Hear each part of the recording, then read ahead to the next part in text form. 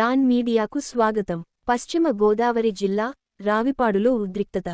పశ్చిమ గోదావరి జిల్లా పెంటపాడు మండలం రావిపాడులో సైనికో ఉద్యోగికి ప్రభుత్వం ఇచ్చిన స్థలంలో అంబేద్కర్ విగ్రహం ఏర్పాటు చేస్తామంటూ దళిత వర్గాల చర్యతో గ్రామంలో ఉద్రిక్త వాతావరణం నెలకొంది. దీన్ని అడ్డుకునేందుకు వెళ్లిన సైనిక్ ఉద్యోగి భార్య విజయలక్ష్మిని కిందపడేసి దాడి చేశారు. రావిపాడుకు చెందిన పలివెల నాగేష్ తాను ఉద్యోగ విరమణ అనంతరం తన స్వగ్రామంలో ఉండేందుకు ప్రభుత్వానికి స్థలం కోసం అర్జీ పెట్టుకున్నారు. దీంతో గ్రామంలోని 3 సెంట్లు స్థలాన్ని రాష్ట్ర ప్రభుత్వ ఆదేశాల మేరకు కలెక్టర్ కేటాయించారు.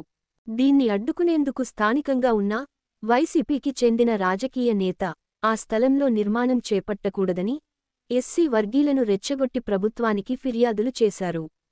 అయినా సైనికో ఉద్యోగి నాగేష్ తనకు ప్రభుత్వం ఇచ్చిన స్థలాన్ని రాజకీయం చేయాలని చూస్తున్నారని, తనకు గ్రామ రాజకీయాలతో సంబంధం లేదని ఉన్నతాధికారులకు నివేదించారు.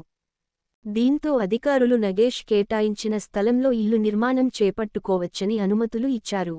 కానీ గ్రామంలోని ఆ వైసీపీ నేత ప్రోత్సాహంతో ఎస్సీ వర్గీయులు నిర్మాణంలో ఉన్న ఇంటి వద్ద అంబేద్కర్ బొమ్మ ఏర్పాటుకు యత్నించారు. దీన్ని అడ్డుకునేందుకు వెళ్లిన సైనిక్ ఉద్యోగి భార్య విజయలక్ష్మిని ఎస్సీ వర్గీయులు కిందపడేసి దాడి చేశారు.